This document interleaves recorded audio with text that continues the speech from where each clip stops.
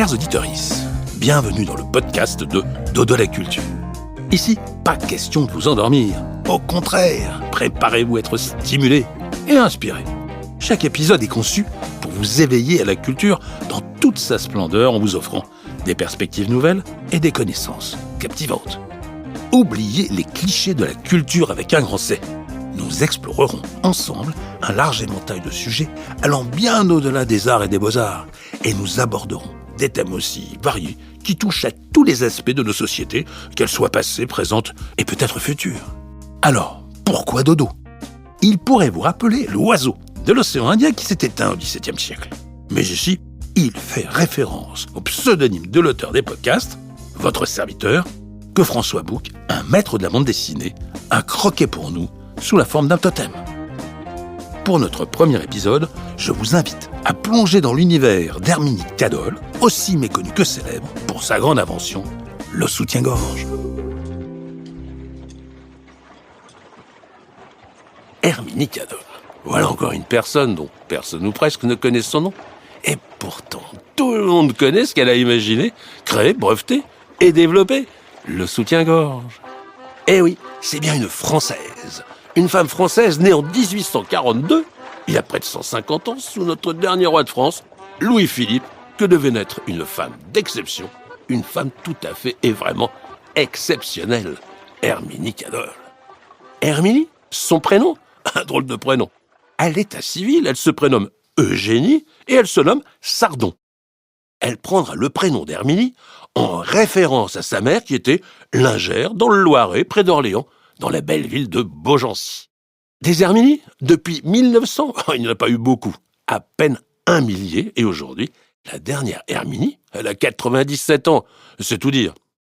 Si cette femme est d'un autre temps, d'une autre époque, celle qui allait épouser un certain Ernest Cadol, un modeste peintre en bâtiment, elle devait devenir une femme dont la création, le soutien-gorge, devait devenir une célébrité, peut-être la plus célèbre et pourtant, disons-le, la plus méconnue.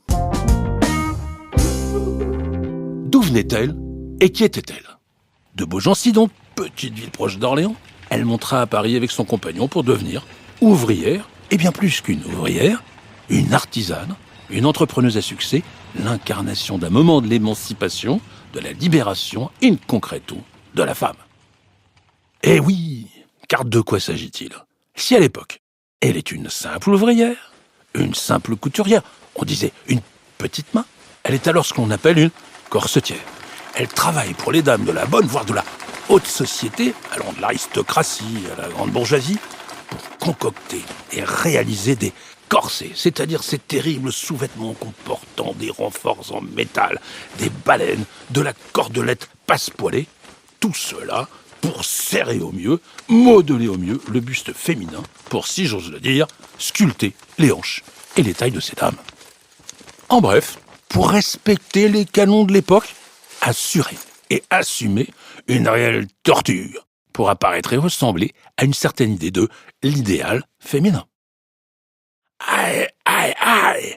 Et concrètement, dans ces hautes sociétés, les femmes ont eu à souffrir épouvantablement de lourds jupons, moult rubans, importantes robes et corsets serrés, les empêchant de marcher, de s'asseoir, de se mouvoir, voire tout simplement de respirer. Il se dit même qu'un certain nombre d'entre elles en sont tombées malades. Certaines en sont mortes. Alors corsetière, devenue parisienne dans un atelier de corsetterie à Paris, ayant suivi son mari, Ernest, Herminie Cadol va vivre son temps, celui d'une authentique première libération du corps de la femme, en imaginant, c'est révolutionnaire, ce qui devait s'appeler un corset-gorge. Alors bien sûr, la légende raconte que c'est pour une sportive, on est alors au temps de l'hygiénisme, pour une joueuse de tennis, Suzanne Lenglen, que le corset-gorge, devenu maintien-gorge, a été proposé. Les adeptes de Roland-Garros connaissent à coup sûr le cours Suzanne Lenglen, à côté du célèbre cours Philippe-Châtrier, fameux central de Roland-Garros.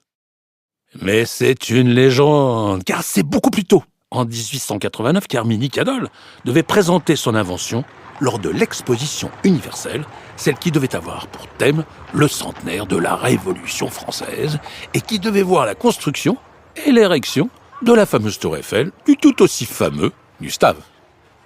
Hélas, pour Hermine Cadol, en ce temps-là, son invention ne devait pas connaître le succès.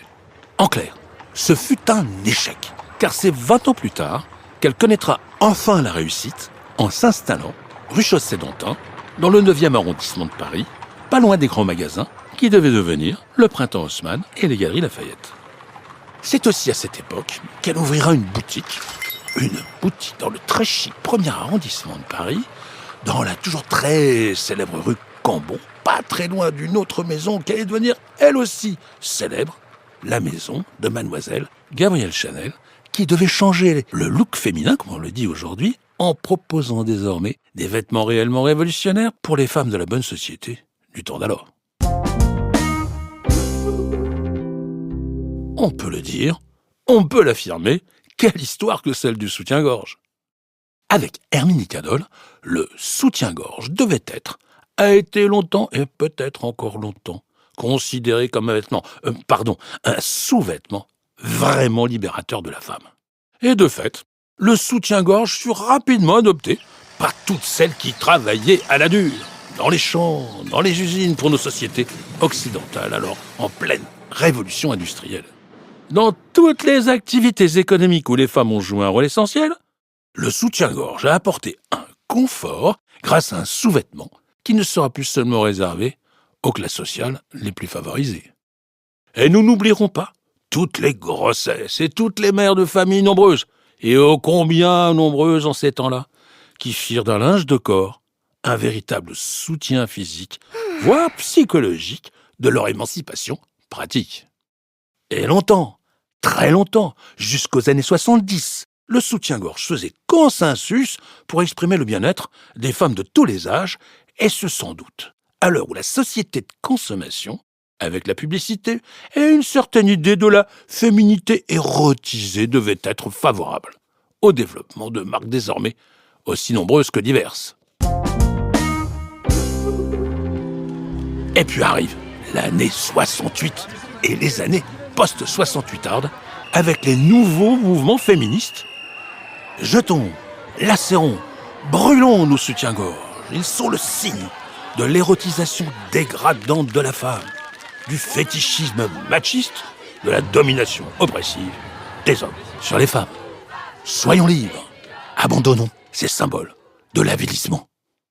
Les années ont passé, les matières et les tissus ont évolué, le design et les couleurs ont changé. La communication des marques ont permis aux femmes de s'affirmer en tant que telles. Bref, le monde est toujours le même, mais la façon de le regarder est aujourd'hui différente. Fini le monde des dessous et de ce qu'on appelait le linge de corps, voici le temps de la lingerie avec son cortège de sociétés plus ou moins connues. Impossible de les citer toutes. Et pourtant, il en est une qui est toujours là. La maison Cadol, près d'un siècle plus tard, et ce n'est pas rien. Et pourtant, paradoxe. Pourquoi un paradoxe ? Parce que, je ne vous l'ai pas encore dit, Hermine Cadol, à l'origine, si c'est une ouvrière, une prolétaire, c'est d'abord une militante que l'on qualifierait aujourd'hui d'extrême gauche, farouche féministe et quasi-anarchiste. Avec son mari, elle sera sur les barricades de la Commune de Paris en 1870. Elle sera même très proche de Louise Michel, considérée aujourd'hui comme une véritable sainte. Oui, mais une sainte rouge, une sainte laïque.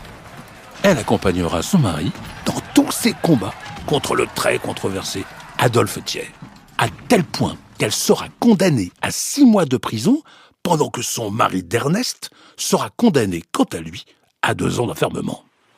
Et c'est à cause de ces condamnations que le couple Cadol fuira la France pour l'Argentine. Ils rentreront quelques années plus tard, à Paris, en 1887, après une loi d'amnistie, preuve sans doute qu'ils aimaient notre pays. Pour résumer, Hermine Cadol est vraiment une femme extraordinaire. Née dans une famille pauvre, elle mourra riche et adulée en 1924 en chef avisé d'une belle entreprise florissante, et ce quand bien même le grand public ne connaît pas son nom et son histoire. Pour terminer, dernier paradoxe, celle qui s'est battue pour délivrer la femme de leur corset ne verra pas sa maison connaître un fantastique développement capitaliste autour d'une marque devenue de luxe, de grand luxe, avec tous les standards de la lingerie féminine. Ses maillots de bain, ses hauts, ses bas, et ses soutiens-gorge, bien sûr. Depuis 1946, le lancement des guêpières à la demande du couturier Marcel Rochas, bien connu aussi pour ses cosmétiques. Et puis, tenez-vous bien, depuis 1989, 100 ans jour pour jour après l'exposition universelle au cours de laquelle Herminie Cadol a dévoilé son innovation, présentation d'une nouvelle collection de corsets de nouvelle génération. Cherchez l'erreur, cherchez le féminisme en une nouvelle étape vers une nouvelle forme de féminité. En tout cas, et pour ma part, avec le soutien-gorge, preuve est faite que si les révolutions passent le plus souvent par des idées, elles passent aussi, et aussi souvent, par des objets, en l'occurrence par un vêtement, un sous-vêtement. Et pour conclure définitivement, le synonyme populaire de soutien-gorge, vous le savez, c'est le soutif. J'avoue, j'ai cherché. J'ai beaucoup cherché. Même ChatGPT ne peut rien dire sur son origine véritable. Si quelqu'un peut nous éclairer là-dessus, je suis preneur. Mais attention, il n'y aura aucun soutien-gorge à gagner.